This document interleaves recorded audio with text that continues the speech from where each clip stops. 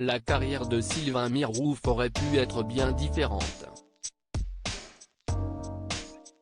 En 1994, le magicien a été propulsé sur le devant de la scène par Michel Drucker, qui l'a régulièrement invité dans Studio Gabriel puis Vivement Dimanche. En 1999, il a gagné son propre divertissement sur France 3, un programme baptisé Défi de famille. Dans ces mêmes années, Sylvain Mirouf aurait pu remplacer le présentateur initial des Amours, Jean-Luc Reichmann.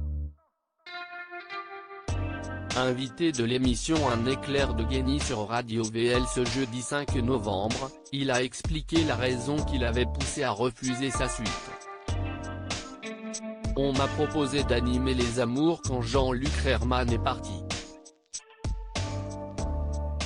C'était moi qui devais reprendre Les Amours.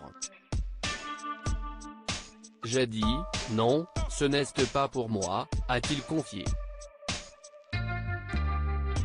À l'époque, ça appartenait à Starling, j'avais fait les émissions à Las Vegas et derrière, il me dit, Reichmann ne va sur TF1, il faut que tu reprennes Les Amours. Mais Sylvain Mirouf n'a pas voulu accepter d'endosser ce rôle. Surtout car il ne se sentait pas en phase avec le concept de cette émission, présentée par la suite par Tex et Bruno Guillon. En fait, je suis très mal à l'aise avec le fait que des gens, qui viennent en couple, se ridiculisent sur des moments de vie intime.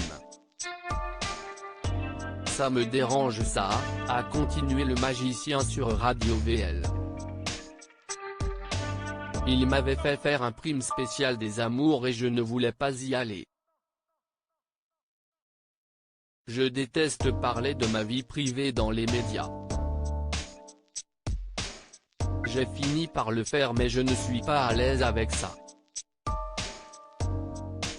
Point, il y avait des choses qui me dérangeaient. Je ne me sentais pas à l'aise dans ce rôle-là. Désormais heureux loin de l'univers télévisuel, Sylvain Mirouf a également porté un regard très critique sur les figures du petit écran.